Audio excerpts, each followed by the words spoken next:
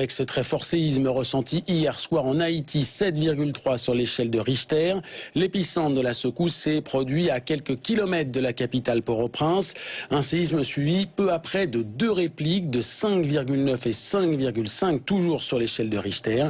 La veille au tsunami a été activée pour Haïti, Cuba, les Bahamas et la République dominicaine. Pas de bilan, mais l'ambassadeur d'Haïti aux États-Unis parle d'une catastrophe majeure. Le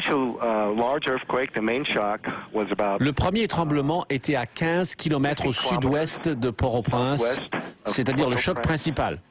Il y a un tremblement de terre ? Il est 16h53 quand la terre commence à trembler mardi à 15 km de la capitale.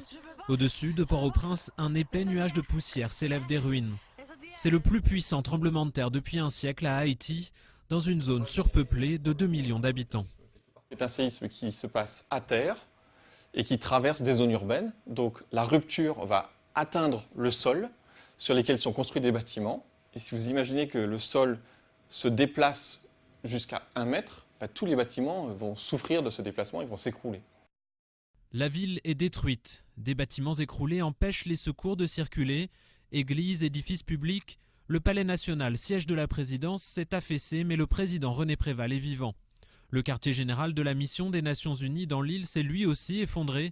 Son chef, le Tunisien Idi Hanabi, serait mort selon les autorités françaises. En plein chaos, les autorités n'ont encore établi aucun bilan. Mais l'ONU craint déjà des centaines de morts. L'aide internationale s'organise. Des États-Unis, du Venezuela, de la France, des avions chargés de secouristes devraient arriver dans la journée de mercredi.